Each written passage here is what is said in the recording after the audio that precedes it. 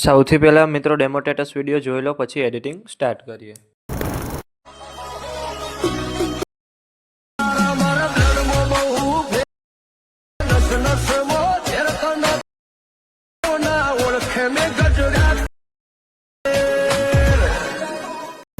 તમે જે પ્રકારનો ડેમો સ્ટેટસ વિડીયો જોયો તે જ પ્રકારનો વિડીયો બનાવતા શીખવાનો છું, તો વિડીયોને પૂરેપૂરો જોજો. અને મિત્રો, બધું મટીરિયલ ટેલિગ્રામમાં મળી જશે. અને મટીરિયલ ડાઉનલોડ કરવામાં પ્રોબ્લેમ આવે તો ડિસ્ક્રિપ્શનમાં મારી ઇન્સ્ટાગ્રામની લિંક આપેલી છે, ત્યાં જઈને મને મેસેજ કરજો. અને ચેનલ પર પહેલી વાર આવ્યા હોય તો સબસ્ક્રાઈબ કરી દેજો. તો ચાલો મિત્રો, વધુ ટાઈમ બગાડ્યા વગર એડિટિંગ સ્ટાર્ટ કરી દઈએ. સૌથી પહેલાં મિત્રો, તમારે બીટમાર્ક અને સોંગલેયર બંને પ્રોજેક્ટ ડાઉનલોડ કરી લેવાના છે. અને જો તમને ડાઉનલોડ કરતા ન આવડતું તો ડિસ્ક્રિપ્શનની અંદર લિંક આપેલી છે, ત્યાંથી તમે વિડીયો જોઈ લેજો. પછી તમારે બીટમાર્ક પ્રોજેક્ટને ઓપન કરવાનો છે. ઓપન કરશો એટલે તમને આ રીતે કંઈક પ્રોજેક્ટ જોવા મળી રહેશે. પછી તમારે સ્ટાર્ટિંગમાં જે ઇમોજી આપ્યા તેમાં તમારે ફોન્ટ ચેન્જ કરવાના છે. ચેન્જ કરવા માટે તમારે ઇમોજી પર ક્લિક કરવાનું છે. અહીંયાથી એડિટ ટેક્સ્ટમાં જવાનું છે અને અહીંયાથી તમારે આઈફોન ઇમોજી રાખી દેવાનું છે. આટલું કર્યા બાદ પછી તમારે પહેલા બીટમાર્કે આવવાનું છે. પહેલા બીટમાર્ક આવવા માટે તમારે એરા પર ક્લિક કરવાનું છે, એટલે સીધા આવી જશો પહેલા બીટમાર્કે 2.30. અહીંયાથી તમારે પ્લસ પર ક્લિક કરવાનું છે. અહીંયાથી મીડિયામાં જવાનું છે. અહીંયાથી મેં તમને જે ફાઇલ આપેલી છે એને તમારે ઓપન કરી લેવાની છે. ત્યાંથી ફોટો સિલેક્ટ કરી પ્લસ પર ક્લિક કરવાનું છે અને પછી તમારે 3 ટપકા પર ક્લિક કરવાનું છે અને અહીંયાથી તમારે ફિલ કોમ્પ્રેશન એરિયા કરી દેવાનું છે. પછી તમારે તે ફોટાને વિડીયોના એન્ડ સુધી રાખી દેવાનો છે. પછી એ ફોટાને આઈના નીચે કંઈક રાખી દેવાનો છે.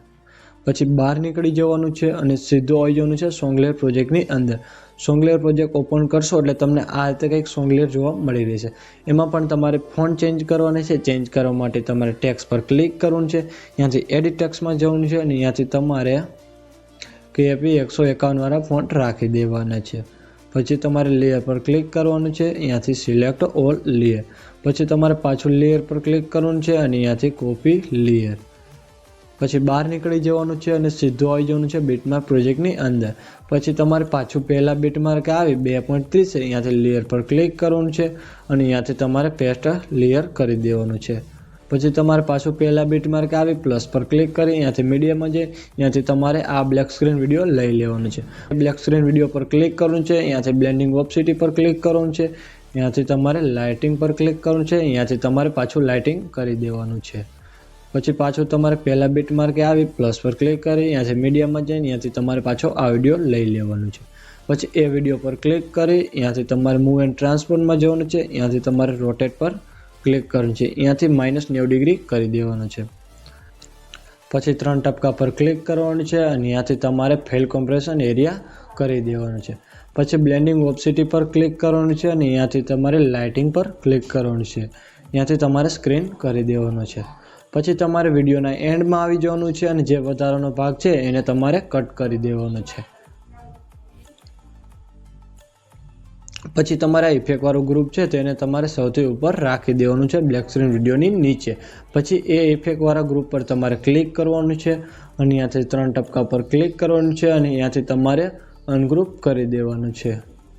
આટલું કરશો એટલે મિત્રો વિડીયો બંને કમ્પ્લીટ થઈ જશે. અને વિડીયો ગેલેરીમાં સેવ કરવા માટે તમારે એરા પર ક્લિક કરવાનું છે અને અહીંયાથી તમારે એક્સપોર્ટ પર ક્લિક કરી દેવાનું છે.